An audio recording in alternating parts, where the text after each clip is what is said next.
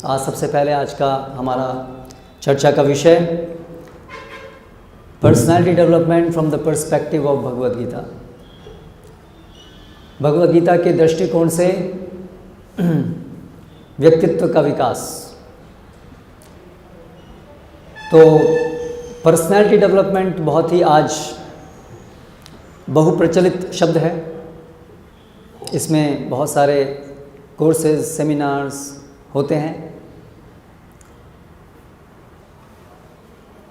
सामान्य रूप से पर्सनालिटी डेवलपमेंट से जो आशय है वो है कि इस जगत में हमें सक्सेस प्राप्त करने के लिए जो अपने अंदर कला है, टैलेंट है, उसको हम कैसे डेवलप कर सकते हैं, बढ़ा सकते हैं। जो भी हमारे अंदर कुछ ऐसे गलत माइंडसेट्स हैं जो हमारी सफलता के रास्ते में रुकावट हो, कैसे हम उनसे बाहर आ सकते हैं। क्या सभी लोग सुन पा रहे हैं लास्ट तक क्लियरली? ओके।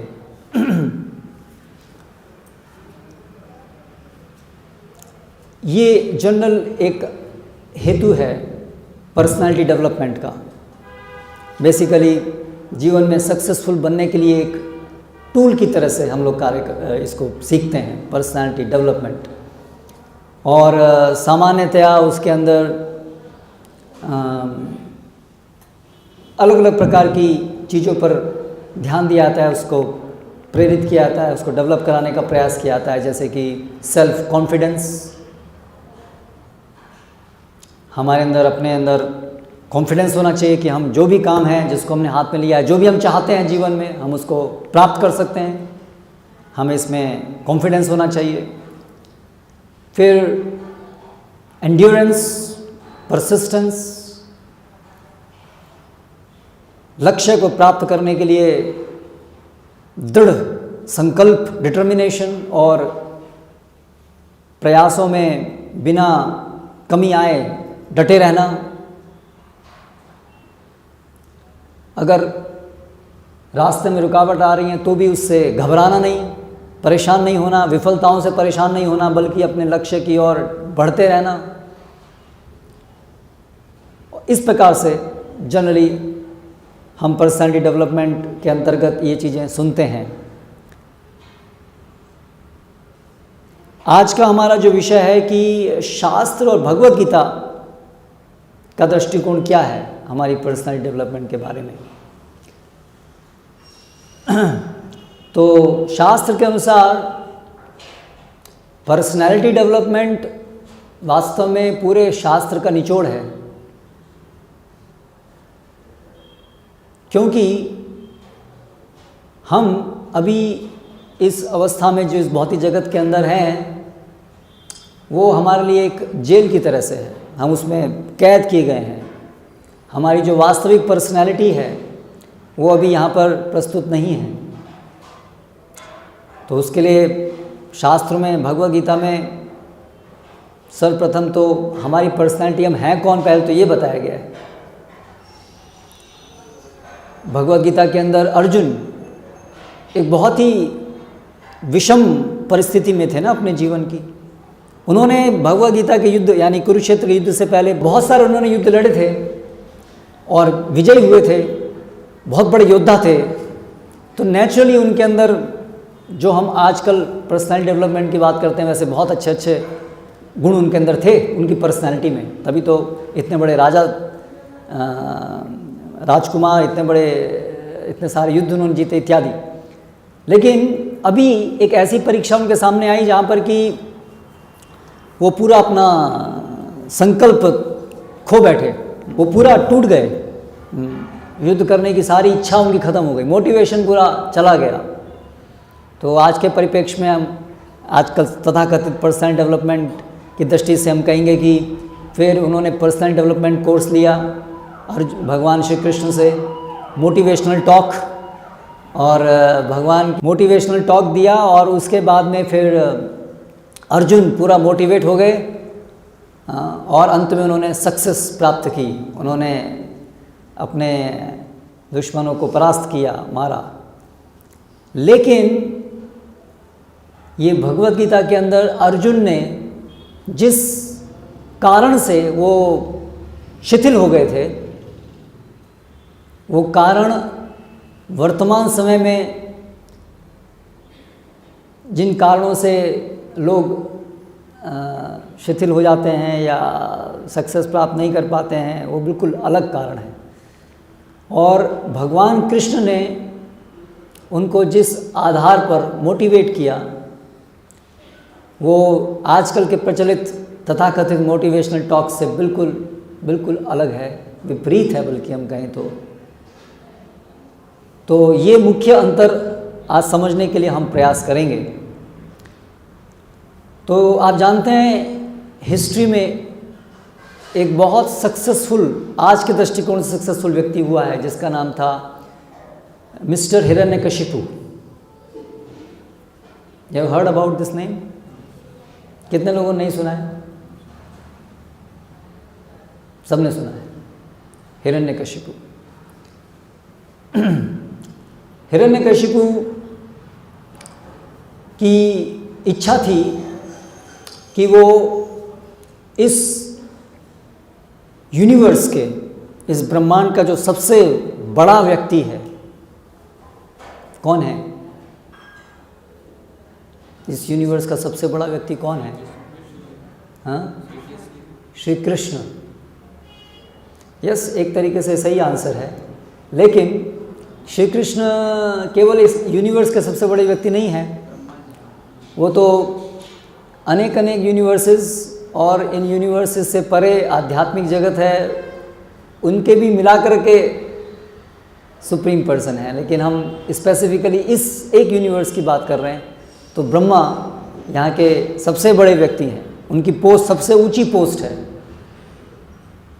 तो हिरण्यकशिपु की इच्छा थी कि वो ब्रह्मा का पद प्राप्त करे, यूनिवर्स का सबसे बड़ा व्यक्ति बने। तो एक दृष्टि से आज के परिप्रेक्ष्य में तो उसकी ये इच्छा होना कि मुझे बड़ा बनना है और सबसे बड़ा बनना है, तो बहुत अच्छी बात है। ड्रीम हाई आज का जो नारा है, ऊंचा सोचो, आगे बढ़ो, तो उसके अंदर ये इच्छा थी सबसे बड़ा आदमी बनने की। हम भी बनना चाहते हैं, बड़ा आदमी बनना चाहते हैं, सामान्यतया सब लोग एक ऊंची पोस्ट प्राप्त करना चाहते हैं, ठीक है। तो हिरण्यकशिपु की ऐसी बहुत बड़ी इच्छा थी, हमारी इच्छाओं से बहुत बड़ी इच्छा थी। और हिरण्यकशिपु ने उसके लिए क्या किया कि वो जो ब्रह्मा हैं, जिनको वो पोस्ट प्राप्त है, मैं उन्हीं से ही ये वरदान मांगूंगा कि उन जैसी पोस्ट मुझे प्राप्त हो, और बल्कि उनसे भी मैं और आगे चला जाऊंगा, मैं अमर बन जाऊंगा, मैं मृत्यु पर विजय प्राप्त करूंगा और परम राजा बनूंगा पूरे यूनिवर्स का, जिससे मेरे भोग में, मेरे एंजॉयमेंट में कभी कोई रुकावट ही नहीं आएगी, डेथ भी नहीं आएगी। बाकी रुकावट तो मैं सबसे ऊपर पहुंच जाऊंगा और फिर डेथ भी नहीं होगी। इस तरीके से उसकी प्लानिंग थी। और केवल विशफुल थिंकिंग नहीं थी। बहुत से लोग हैं इस जगत में जो केवल ड्रीम करते हैं, बस सोचते हैं मैं ऐसा बन जाऊंगा, मैं ये हो जाऊंगा, मैं वो कर दूंगा, लेकिन उसके लिए कुछ प्रयास नहीं करते हैं, तो उसको बोलते हैं विशफुल थिंकिंग। केवल सपने संजोते हैं। तो केवल सपने संजोने से तो कुछ नहीं होता है, उसके लिए उचित प्रयास भी जरूरी है। तो ब्रह्मा ने, हिरण्यकशिपु ने वो समुचित प्रयास किया। उसने उसके लिए जो आवश्यक कार्य था, तपस्या, वो की। ये डॉक्यूमेंटेड है हमारे पुराणों में, इतिहास में। तो उसने एक पैर पे खड़े होकर के और दोनों हाथ इस प्रकार से ऊंचा करके, बहुत मुश्किल है ना ये पोस्चर, और इसमें अगर आपको 1 घंटे भी खड़े रहने के लिए कहा जाए तो भी मुश्किल होगी। लेकिन हिरण्यकशिपु ने इस प्रकार से कठिन तपस्या की कि कई हजार वर्षों तक, क्योंकि वो सतयुग की बात है, इस कलयुग की नहीं है, पहले के युग की बात है, उसमें आयु बहुत बड़ी होती थी। तो उसने ऐसे हजारों साल तक इस प्रकार से तपस्या की, और उस तपस्या के दौरान उसके शरीर को दीमक ने, चींटियों ने खा लिया, मांस सब कुछ खा लिया, केवल हड्डी शेष रह गई थी, और जो उसका जीवन था, प्राण थे, वो हड्डियों के अंदर चल रहे थे। लेकिन आप देखिए उसका डिटर्मिनेशन, फिर भी वो चूका नहीं, फिर भी वो अडिग रहा कि मुझे ये प्राप्त करना ही है। और उसका डिटर्मिनेशन था कि एक जन्म क्या, यदि मुझे कई जन्मों तक भी लग जाएं तब भी मैं इसको प्राप्त करके रहूँगा। हम जनरली सोचते हैं तो मैक्सिमम एक जन्म का सोचते हैं, लेकिन हिरण्यकशिपु तो कई जन्मों का सोच रहा था। तो उसको पता था कि मैं तो अमर हूँ, आत्मा अमर है, हाँ, आत्मा तो मरती नहीं है, समय भी हमेशा रहेगा, तो मुझे कई जन्म मिलेंगे तो भी कोई बात नहीं, मैं कई जन्मों में तपस्या करूँगा, लेकिन मैं ब्रह्मा ऐसा पद प्राप्त करके रहूँगा। हाँ, तो उसके अंदर सेल्फ कॉन्फिडेंस था, उसका डिटर्मिनेशन अटूट था, उसने समुचित जानकारी प्राप्त की थी कि मुझे अपनी सक्सेस, अपना टारगेट को प्राप्त करने के लिए मुझे क्या करना होगा। हाँ, और बहुत सारे विघ्न आए, चींटियाँ, दीमक खा रहे थे, और वेदर, गर्मी, सर्दी, वो सबको सहन कर रहा था, सहनशीलता थी उसके अंदर। तो इस तरह से हम देखें तो बहुत सारे जो सभी पर्सनैलिटी डेवलपमेंट के हैं, उसकी पराकाष्ठा उसके अंदर हम देख सकते हैं। और अंततः उसने क्या किया, ब्रह्मा जी आए, उसकी तपस्या से प्रसन्न होकर उसने जीत लिया ब्रह्मा के हृदय को। और ब्रह्मा जी आए और ब्रह्मा जी से उसने इस प्रकार के अनेक अनेक वर मांगे, अमर होने को बोला, लेकिन वो तो ब्रह्मा जी नहीं दे पाए, क्योंकि ब्रह्मा जी खुद भी अमर नहीं हैं, लेकिन वो बहुत बुद्धिमान भी था। तो उसने इस प्रकार से अनेक वर मांगे कि मैं दिन में नहीं मरूं, रात में नहीं मरूं, आदमी से नहीं मरूं, जानवर से नहीं मरूं, घर के अंदर नहीं मरूं, घर के बाहर नहीं मरूं, जितना भी सोच सकता था उसने सब बड़ी बुद्धिमानता से वर मांगे। और इसका परिणाम ये हुआ कि वो पूरे ब्रह्मांड में सबसे शक्तिशाली बन गया। स्वर्गलोक के देवतागण भी उससे थर थर काँपने लगे, सबको उसने अपने वश में कर लिया, क्योंकि अभी उसे कोई मार नहीं सकता था, कोई उसको पराजित नहीं कर सकता था। तो इस तरीके से रियली वो जो चाहता था उसने प्राप्त कर लिया, रियल सक्सेस। हम बहुत सारी सक्सेस स्टोरीज पढ़ते हैं, जिन लोगों ने जीरो से करोड़पति बने, बहुत सारी success stories. So he was like that, एक सामान्य मनुष्य से उठ करके वो ऐसा ऊंचे पद को प्राप्त कर लिया था उसने कि उसने पूरे ब्रह्मांड को कंट्रोल कर लिया था हर जगह वो।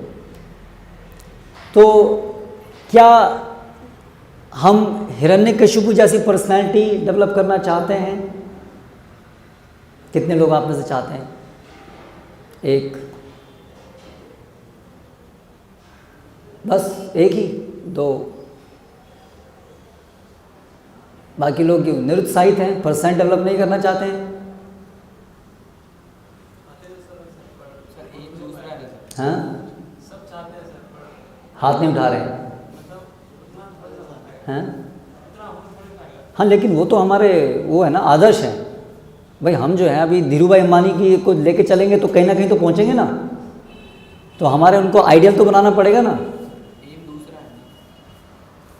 नहीं, पहले उनका प्रश्न का उत्तर दें तो ठीक है, उन जैसे नहीं, लेकिन वो हमारे आदर्श होने चाहिए ना। कि देखो जैसे हिरण्यकशिपु से हमको सीखना चाहिए ना कि ये है, ऐसी होती है पर्सनल डेवलपमेंट, ऐसे करना चाहिए। करेक्ट। अभी कितने लोग तैयार हैं?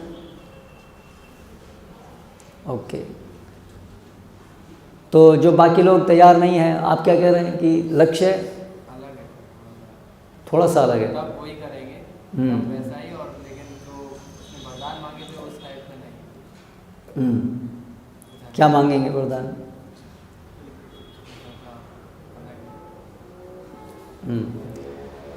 सो अंत में क्या हुआ हिरण्यकशिपु का? सक्सेस मिली, पर अंत में नृसिंह भगवान, नृसिंह और नृसिंह संस्कृत में नृसिंह, तो भगवान आए और उन्होंने उसको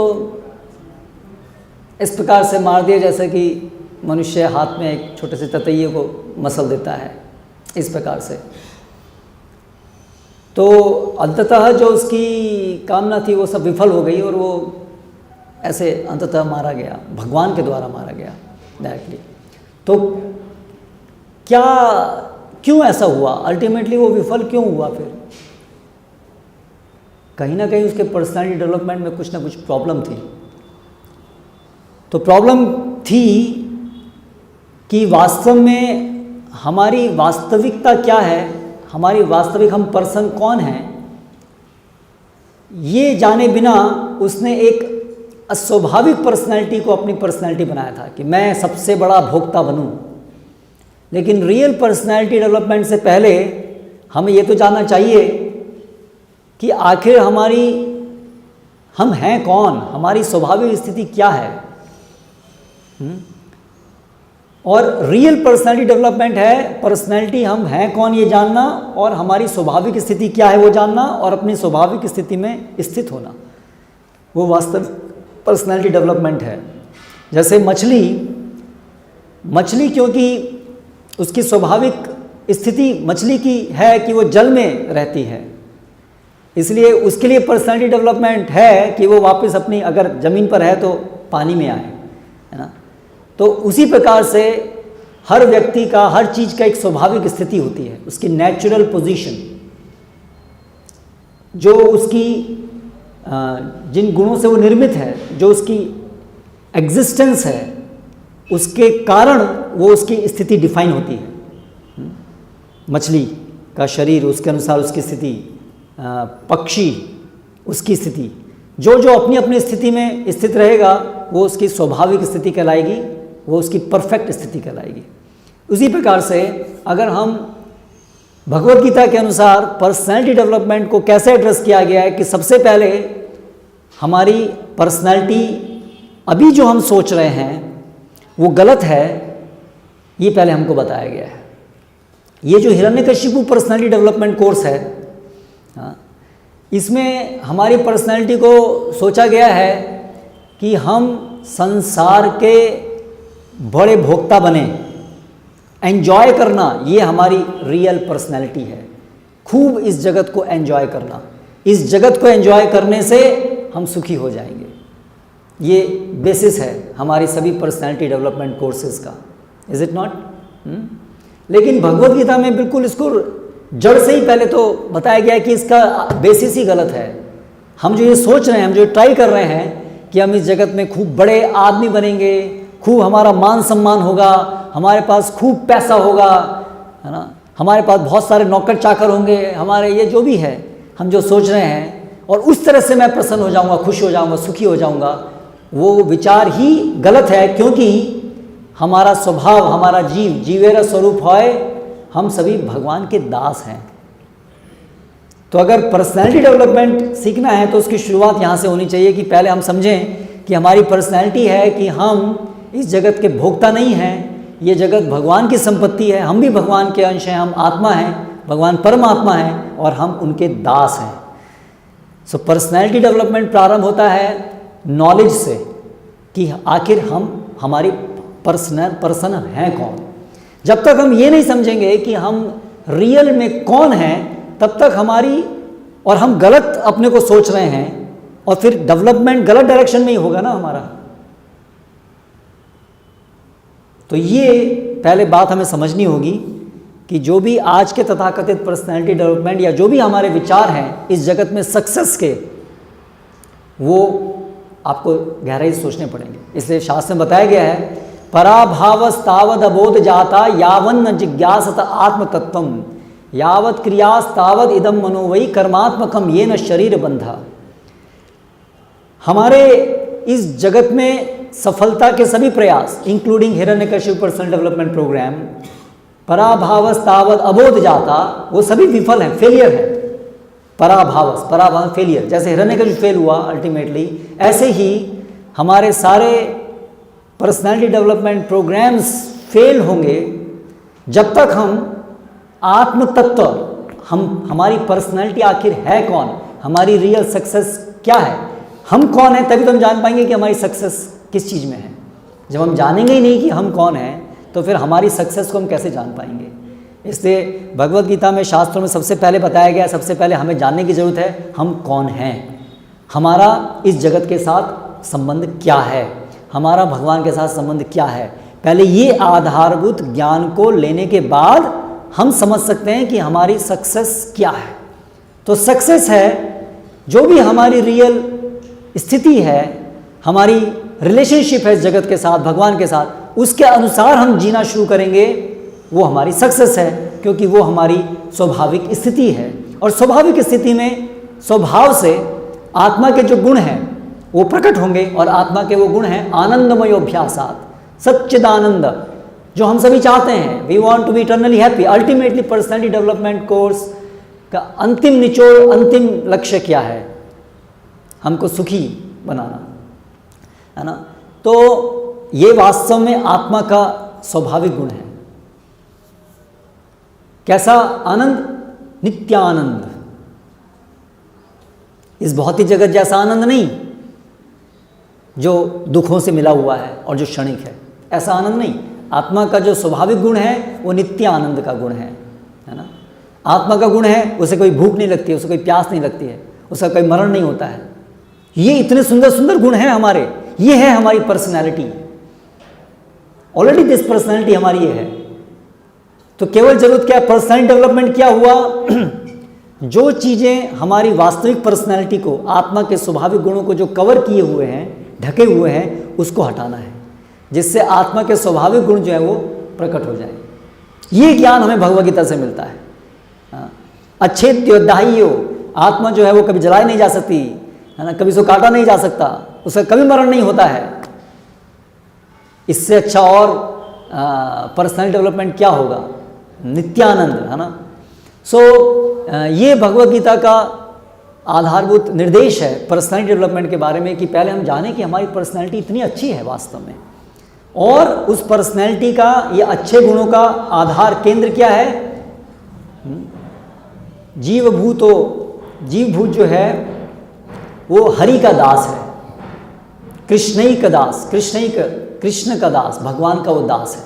ये उन सभी गुणों का बेसिस है। जब हम सेवा के द्वारा भगवान के संपर्क में रहते हैं तो ये हमारे सारे अच्छे गुण प्रकट होते हैं, और जब हम भगवान से अलग हो जाते हैं, भगवान को भूल जाते हैं, तो हमारे ये सारे गुण ढक जाते हैं।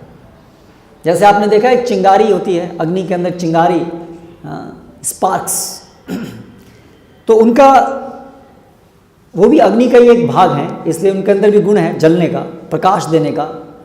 लेकिन अगर छोटी सी कोई चिंगारी जो मुख्य अग्नि है उससे अगर बाहर निकल जाए तो फिर वो बुझ जाती है, उसके अंदर से प्रकाश नहीं निकलता है। वापस उस चिंगारी को उठा करके आप अग्नि में रख दीजिए, दोबारा से वो जलने लगती है। तो उसी प्रकार से हमारी जो रियल पर्सनैलिटी है, आत्मा, उसके अंदर जो ये सब अच्छे गुण हैं, वो सभी जब हम भगवान से अलग हुए हैं, इसके कारण वो सभी गुण अभी प्रकट नहीं है, मैनिफेस्टेड नहीं है, ढक गए हैं, और दुर्गुण आ गए हैं। कैसे कैसे दुर्गुण आ गए हैं? हमें ये शरीर एक कैद कर लिया है, एक शरीर ने, और शरीर और के कारण वो अज्ञानता हमारे ऊपर ढक गई है, और उस अज्ञानता के वश में हम लोग काम, क्रोध, लोभ, मोह, मद, मात्सर्य, ईर्ष्या, द्वेष, लोभ, ये सब से भर गए हैं। पर्सनैलिटी डेवलपमेंट में हम इन सभी चीज़ों को हटाना चाहते हैं। तो कैसे वो हटेंगी? जो हमारी वास्तविक पर्सनैलिटी है कि हम भगवान के दास हैं।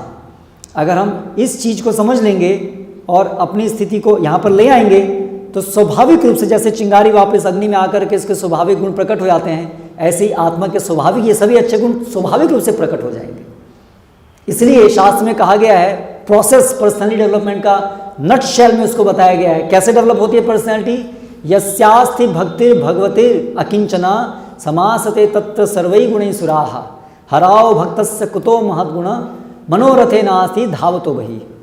तो शास्त्र का ये वचन है जिसमें बताया गया है कि जो अपने को भगवान के दास के रूप में, जो उसकी स्वाभाविक स्थिति है उसमें प्रस्तुत कर देता है, यानी कि जो भगवान की भक्ति में संलग्न अपने को कर देता है, भगवान के को शरणागत होता है, वो व्यक्ति के अंदर भगवान की कृपा से, क्योंकि भगवान के संपर्क में आया है, तो भगवान के जैसे ही गुण प्रस्तुत हो जाते हैं, क्योंकि आत्मा के अंदर भगवान जैसे ही गुण हैं, क्योंकि हम भगवान के एक अंश हैं।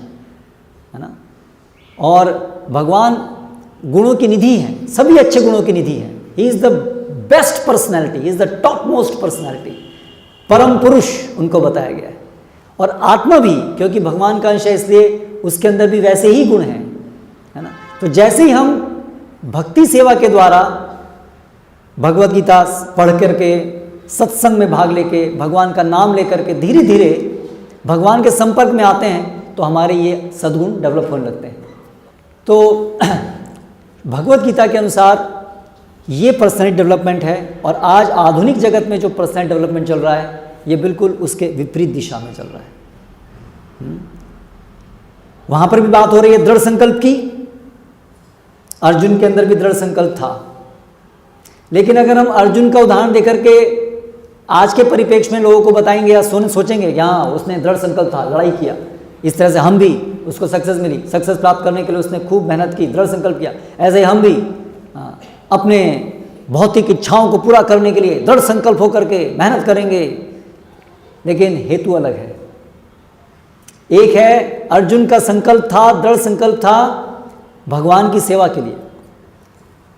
जब अर्जुन युद्ध करने के लिए आया तो उस समय उसके मन में भगवान के योग माया शक्ति से, क्योंकि भगवान भगवद गीता हमको सुनाना चाहते थे, इसलिए हालांकि अर्जुन भगवान का नित्य भक्त है, उसके अंदर कोई दुर्गुण नहीं है, लेकिन हमें सिखाने के लिए भगवान ने उसको अपनी अंतरंग शक्ति से आवृत किया, जिससे उसके अंदर ऐसे दुर्गुण परोक्ष रूप से प्रस्तुत हो, जिससे कि भगवद गीता सुनाई जा सके हमारे लिए। अर्जुन को जरूरत नहीं थी सुनने की, हमें जरूरत है। तो अर्जुन के मन में ऐसे स्वाभाविक जो गुण है वो ढक गए और वो अज्ञानता आ गई, और वो अर्जुन सोचने लगा कि ये मेरे अपने सगे संबंधी हैं, इनको मारना ये तो गलत है। और इस प्रकार से इवन देन अर्जुन जो विचार, जिस कारण से वो युद्ध नहीं लड़ना चाहते थे, वो तो बहुत उच्च स्तर पे थे। आज के परिप्रेक्ष्य में भी देखें तो वो नैतिकता के आधार पर थे कि क्या ये नैतिक हो रहा है, ये तो सगे संबंधी सब मारे जाएंगे, इस प्रकार से सोचा। लेकिन वो नैतिकता के अंदर भी भाव क्या था, मेरा सुख कहाँ है, मैं किसे अच्छा मानता हूँ, ये सगे संबंधी मेरे हैं, ये मेरे साथ रहेंगे तो मेरा सुख होगा। केंद्र था मेरा सुख, मेरा इंद्रिय भोग, है ना।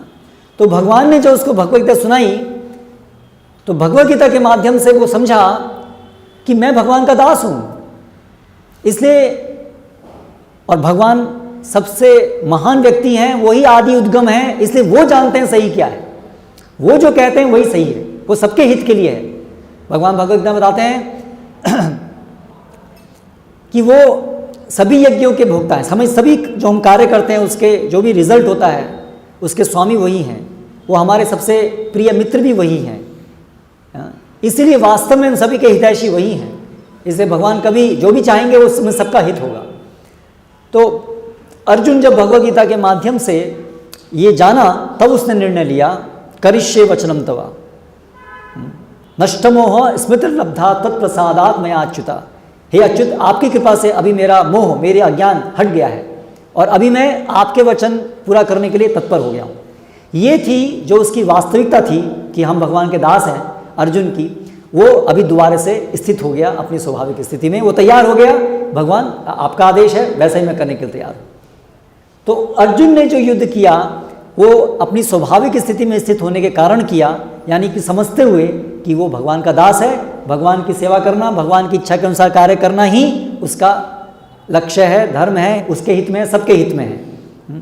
तो ये है भगवद गीता का पर्सनैलिटी डेवलपमेंट, यानी कि समझना कि अंततः हम आत्मा हैं, हम भगवान के नित्य दास हैं, यही हमारी पर्सनैलिटी है, और भगवान की सेवा करना यही हमारा अंतिम लक्ष्य है, और इससे स्वाभाविक रूप से हमारे अंदर सभी अच्छे गुण प्रस्तुत होंगे। इसके विपरीत वो जो मैंने आपको पहले श्लोक बताया, हराव भक्त से कुतो महत गुणा, अगर कोई भगवान का भक्त नहीं है तो उसके अंदर तथाकथित अच्छे गुण जो दिख रहे हैं वो हिरण्यकशिपु के अच्छे गुण जैसे हैं, उससे किसी का हित नहीं होगा, उससे अहित होगा। क्योंकि अगर वो सभी दृढ़ता, दृढ़ संकल्प, मेहनत, ये सब यदि आसुरी भावना में भगवान की इच्छा के विरुद्ध अपने को भोक्ता मान करके इस जगत का भोग करने में करेंगे तो वो हिरण्यकशिपु हम बनेंगे, असुर बनेंगे। तो विचार हमें ये करना है कि पर्सनैलिटी डेवलपमेंट करना है, लेकिन किस प्रकार का, हिरण्यकशिपु जैसा या अर्जुन जैसा। ये दोनों ही बड़ी पर्सनैलिटी हैं, बड़े व्यक्ति हैं, लेकिन एक बड़ा व्यक्ति है भगवान का सेवक के रूप में और एक बड़ा व्यक्ति है भगवान का प्रतिद्वंदी के रूप में। सामान्य रूप से इस भौतिक जगत में हम सभी भगवान का प्रतिद्वंदी बनना चाहते हैं। हम छोटे छोटे हिरण्यकशिपु बनना चाहते हैं। हमारा personal development course small Hiranyakashipu personal development course है इस भौतिक जगत का। हिरण्यकशिपु बहुत बड़ा, पूरा संसार का सबसे बड़ा बनना चाहते हैं, हम एक कंपनी के मालिक बनेंगे। पर धारणा तो वही है, कंसेप्शन तो वही है, बड़ा बनना, एंजॉय करना, I am the enjoyer. Misconception तो वही है जो हिरण्यकशिपु को था, है ना। इसलिए हमारे जो आजकल के पर्सनल डेवलपमेंट कोर्स हैं उसमें ये आधारभूत त्रुटि है। हमारे जो मोटिवेशनल स्पीकर्स हैं, लेक्चर्स हैं, वो हमें क्या मोटिवेट कर रहे हैं? हाँ, वो हमें हिरण्यकशिपु बनने के लिए मोटिवेट कर रहे हैं, छोटे हिरण्यकशिपु, क्योंकि वो भी छोटे वाले हैं। करेक्ट। तो आपको विचार करना होगा। अर्जुन भी मोटिवेट हुआ, कृष्ण ने उसको मोटिवेट किया, लेकिन किस आधार पे? अर्जुन की स्वाभाविक जो स्थिति है कृष्णदास, उसके आधार पे, और उस आधार पे वो खूब मोटिवेट हुआ, उसके अंदर दृढ़ संकल्प था, लेकिन भगवान की सेवा के अंतर्गत, सेवा के लिए। और उससे परिणाम, भक्त का परिणाम क्या होता है? नित्य जीवन में प्रवेश करता है भक्त। भगवान बताते हैं कि जो मेरी शरण में आता है, न तद भासते सूर्य न शशांको न पावका यद गत्वा न निवर्तन्ते तद धाम परमम मम।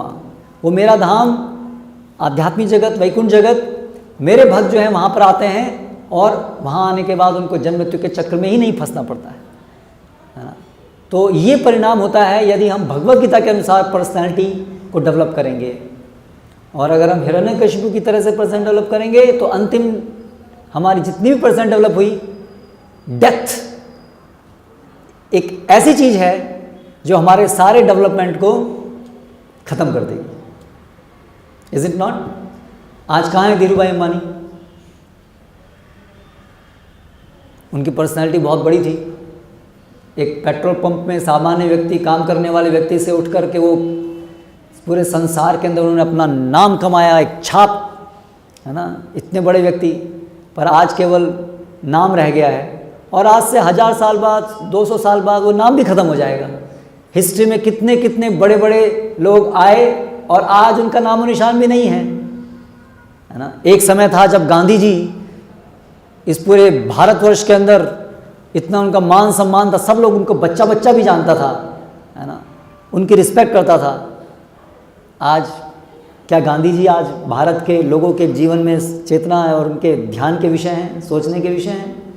बस एक बुक में हम पढ़ते हैं, हाँ एक गांधी जी थे, नाम रह गया बस, महात्मा गांधी। या तो हो सकता है वो स्टैचू बने हुए हैं, पुतले, जिनके ऊपर कबूतर बीट गिराते हैं गांधी जयंती के दिन तक, जब उसको स्वीपर लोग झाड़ू लेकर के साफ करते हैं, जिससे कि नेक्स्ट 1 ईयर दोबारा से वो बीट जमा हो सके। केवल यही परिणाम रह गया है। तो क्या हम ऐसी पर्सनैलिटी डेवलप करना चाहते हैं, क्षणिक सुख, जो मृत्यु के द्वारा सब खत्म हो जाए?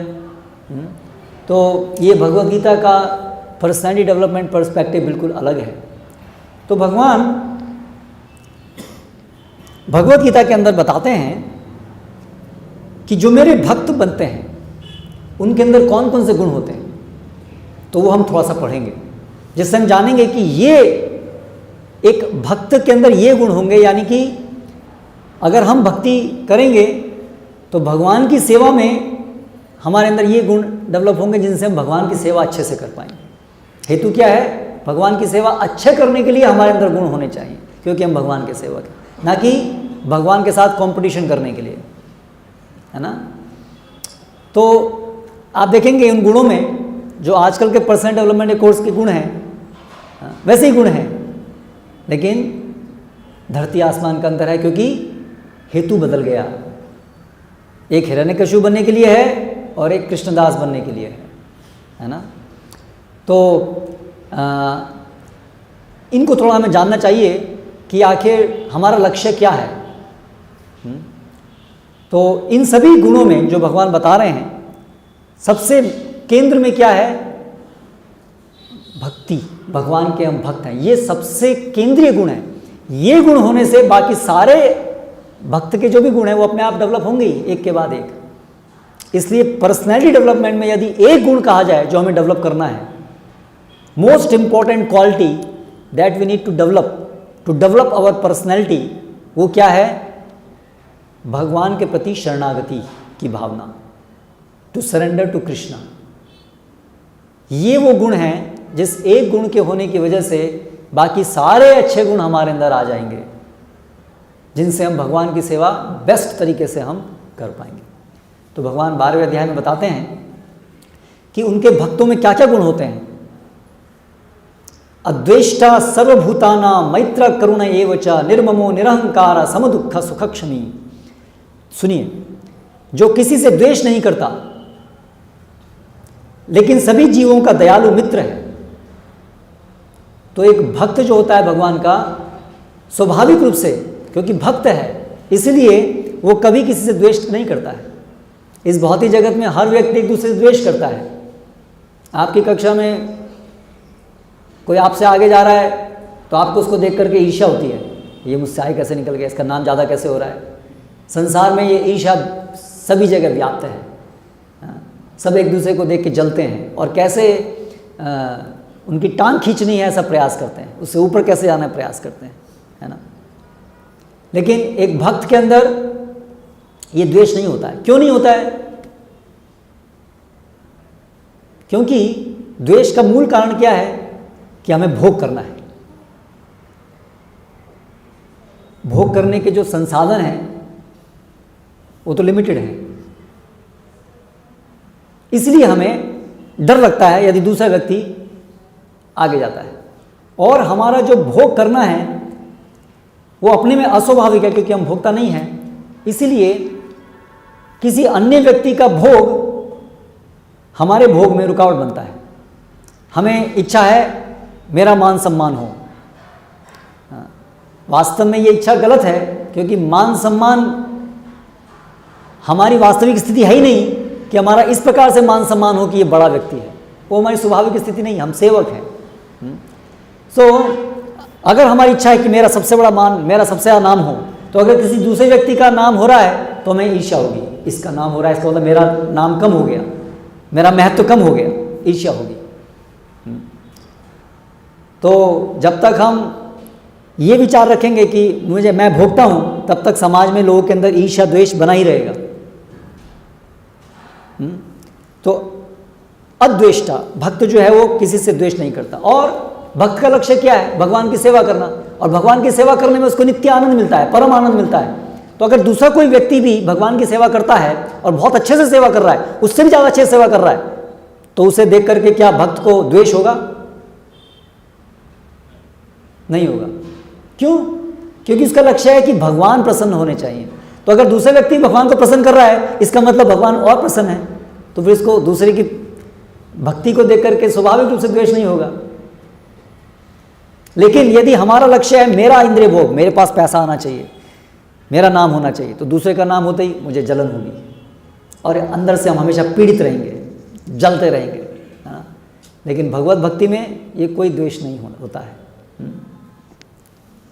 और भगवान की भक्ति करने के लिए सारा संसार में भगवान की भक्ति करेगा तो भी भगवान को ऐसा नहीं कि भगवान बोलेंगे नहीं भाई लिमिटेड सीट्स हैं, प्लेसमेंट के लिए आपके यहाँ कंपनी आती है, बोले भाई 10 सीट हैं बस। तो अभी जो 10 जिनको मिल गया वो बहुत सुखी होते हैं और जो बाकी हैं वो सब जलते हैं, है ना। लेकिन भगवान के ऐसा नहीं है, भगवान अनलिमिटेड है।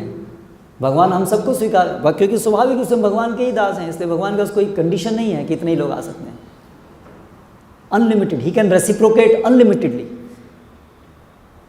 असीमित जीवों से भगवान एक साथ आदान प्रदान कर सकते हैं, इसलिए हमारा द्वेष का कोई प्रश्न नहीं है।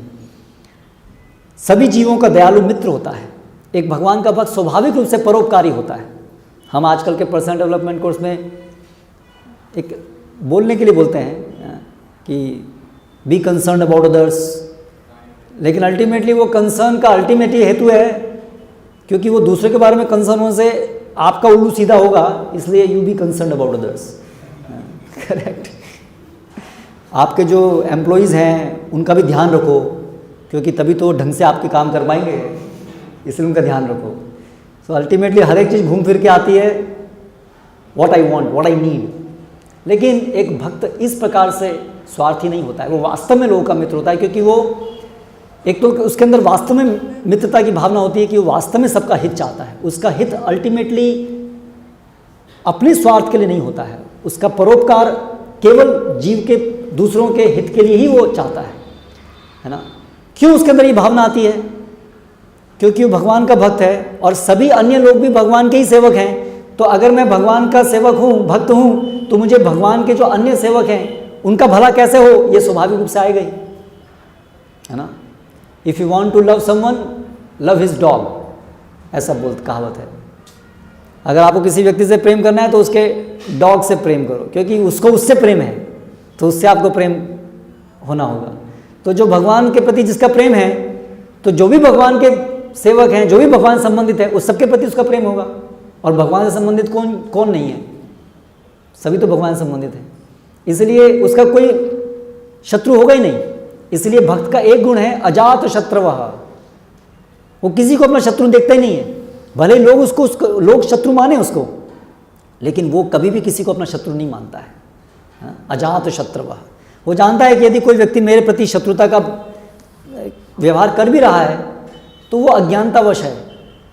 हाँ, जब वो भी ज्ञान में आ जाएगा तो वो भी जानेगा कि हम सब भगवान के सेवक हैं, इसलिए वो सब खत्म हो जाएगा। इसलिए वो किसी के प्रति शत्रुता का भाव नहीं रखता है। हाँ, जैसे वृक्ष है, वृक्ष को जो काटता है उसको भी वृक्ष छाया देता रहता है, करेक्ट।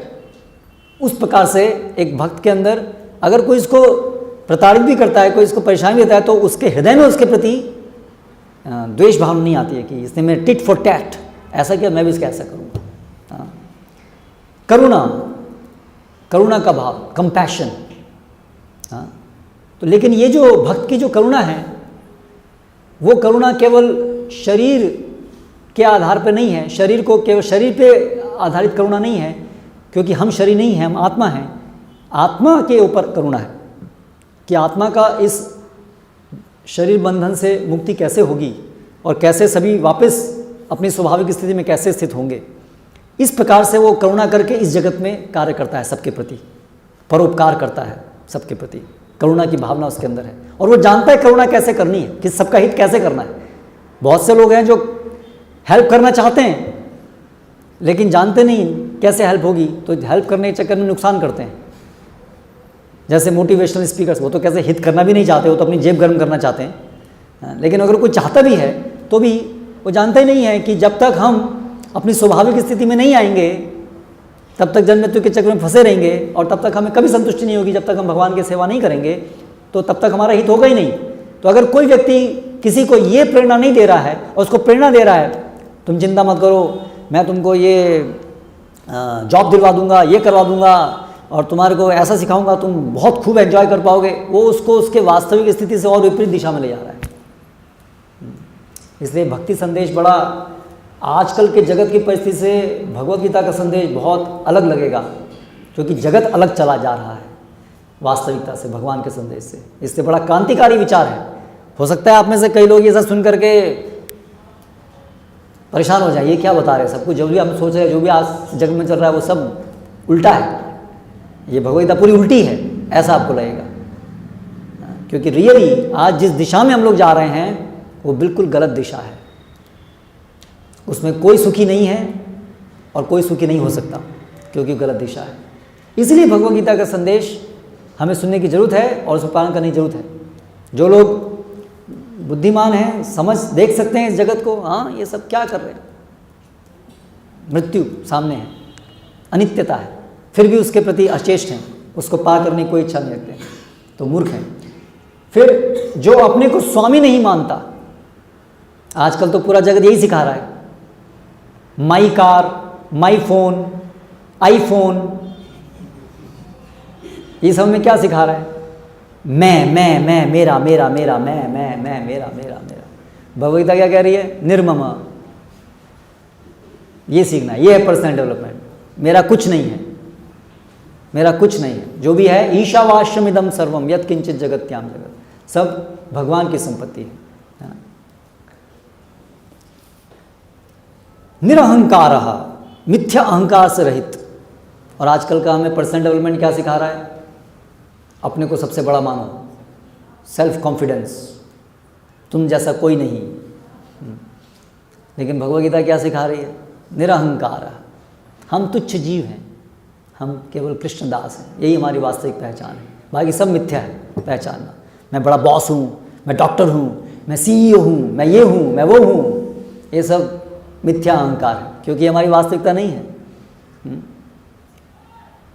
सम दुख सुख क्षमी, सुख और दुख में समान भाव।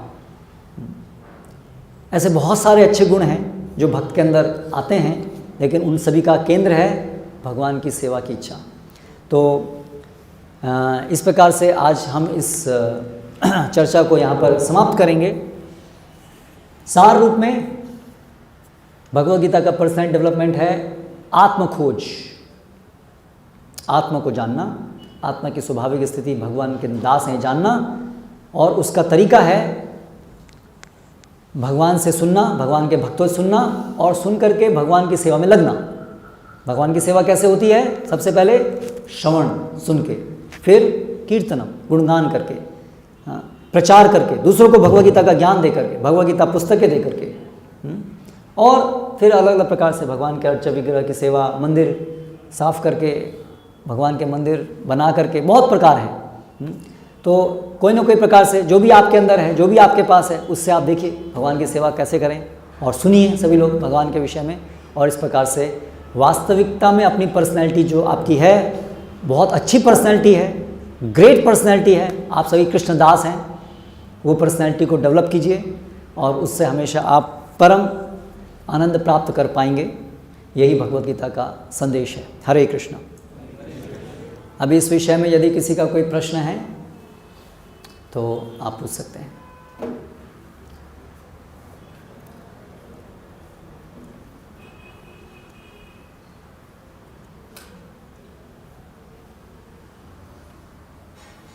चैलेंजेस, कोई मुझसे सहमत नहीं है तो भी आप अपना चैलेंज रख सकते हैं, क्योंकि जो मैंने कहा वो बहुत विपरीत है सामान्य विचार से। So if you are not agreeing, you can express it. We will try to see what is right, what is wrong.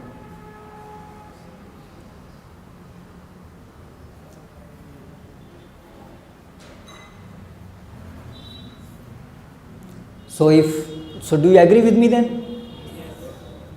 तो अभी कितने लोग हैं जो हिरण्यकशिपु पर्सनल डेवलपमेंट कोर्स में पार्टिसिपेट करना चाहते हैं? Okay, Bhagavad Gita personal development course में सब करना चाहते हैं? लेकिन हाथ खड़ा करने मात्र से काम नहीं चलेगा, है ना। वो कोर्स की फीस भी है एक, ठीक है ना। आपको रेगुलरली भगवद गीता पढ़ना होगा, ये फीस है, और गंभीरता से उसके पर अमल करना होगा। ओके, हरे कृष्णा। सो अभी मैं आमंत्रित करता हूँ गोविंद दत्त प्रभु, जो स्लोवेनिया से हैं। तो आप देख सकते हैं कि ये भगवद गीता का संदेश केवल ऐसा नहीं ये भारतीयों का है, कृष्ण जो है वो भारत के हैं, कृष्ण सबके हैं, और भगवद गीता सबके लिए है। तो इस्कॉन के संस्थापक आचार्य श्रील प्रभुपाद, उन्होंने पूरे देश विदेश में, पूरे संसार में जाकर के ये भगवद गीता का संदेश दिया, क्योंकि सभी कृष्णदास हैं। और आप देख सकते हैं कि अलग अलग जगह से, जहाँ पर कृष्ण के बारे में लोग बहुत बहुत समय से भूले हुए हैं, एक समय में सब जगह कृष्ण भक्ति थी, लेकिन अभी करोड़ों सैकड़ों सालों से कृष्ण के विषय में भूले हुए हैं, वहाँ पर भी भगवद गीता सुन करके गोविंद दत्त प्रभु जैसे भक्त अपना पूरा जीवन समर्पित करके भारत आकर के भगवद गीता का प्रचार करते हैं। और हम लोग के सपने हैं अमेरिका कब जाएंगे पैसा कमाने के लिए, और वो लोग वो सब छोड़ करके भगवद गीता हमको सिखाने के लिए यहाँ पर आते हैं। तो you can see what Srila Prabhupada has done such a great thing. तो अभी गोविंद दत्त प्रभु आपको एड्रेस करेंगे फॉर सम 15 मिनट्स, और उसके बाद में कुछ ड्रामा प्रस्तुति होगी। हरे कृष्णा।